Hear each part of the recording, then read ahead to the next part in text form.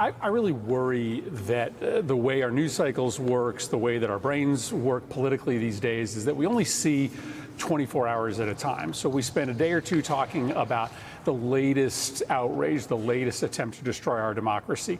And then we set that one aside and we talk about and work on the next one. And we don't see the cumulative impact of what it means to have the Department of Justice relentlessly pursuing legally the president's political opponents, what it means to have our media begin to look like state-run and state-owned media, what it looks like to have our troops being deployed all over the country to try to suppress dissent. What's going to happen here is not likely elections being canceled or a coup. What he's trying to do is to just suffocate the space that the opposition has to operate, such that there's never enough oxygen for Democrats or any political opposition party to beat him. That's, what happened in Hungary. The political opposition party still exists there. The rules are just rigged so that they can never, ever prosecute their case. They can never win a national election. So when you look at everything he's doing together at the DOJ, at the FCC, at the Department of Defense, it is all designed to try to convince people to just stay quiet, to not show up for the protests, to not run for office, to not vote. That's how our democracy is destroyed. The elections still happen, but the same party wins election after election after election, and that party is Donald Trump's party, his family's party, a party increasingly of oligarchs who are making money off of this government. Senator, I want to underscore that what you have done today in terms of laying out the connecting the dots, you are really shining a light on the roadmap that Donald Trump is laying out here. And I think that's important because I was just at an event earlier today here in Washington, D.C. I was in Denver this past weekend, and the folks that are, plugged into what we do every single day, they are very concerned. But by and large, many folks, they don't feel like it's necessarily a five-alarm fire, or they're like, when we get on the other side of this, not understanding that it's going to take work to get on the other side of this. Retribution is not a side note here for the Trump administration. It is the centerpiece. And the Insurrection Act that he's talking about is not just a suggestion. He is openly telling us that he is going to do it. And without any pushback, it is going to happen. And let's just be clear. National Guard troops are on their way to Chicago as we speak. The governor did not ask for them to be there.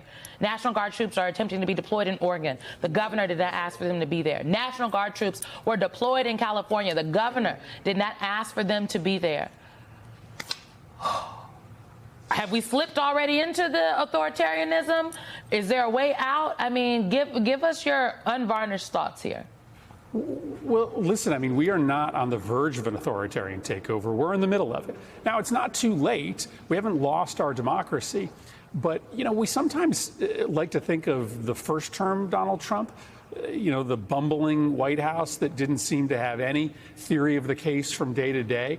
This is a very different White House, right? Stephen Miller and his gang, they have a plan. They have a plan that they are executing to transition our country from democracy to something fundamentally different, maybe even autocracy.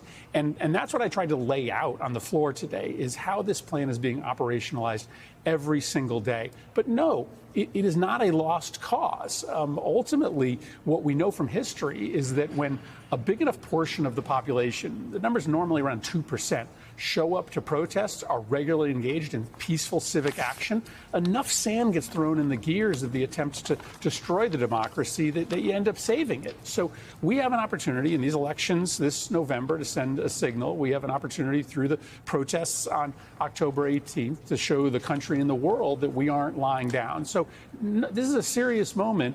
It's almost lost, but it's definitely not lost yet.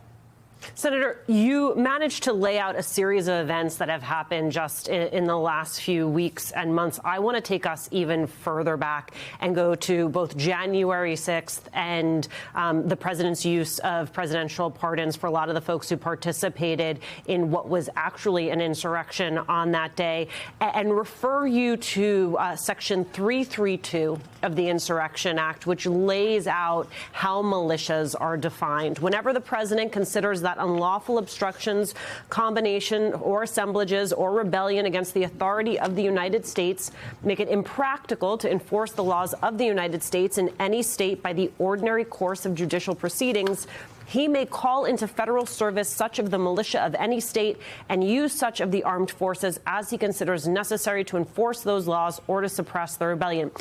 I ask you to sit through that verbiage in order to ask you if you think that definition of militia is so broad that it may include not only U.S. armed services, but also militias like the Proud Boys and others who showed up on January 6th and have already received a message from this president that any use of force that he condones will be protected.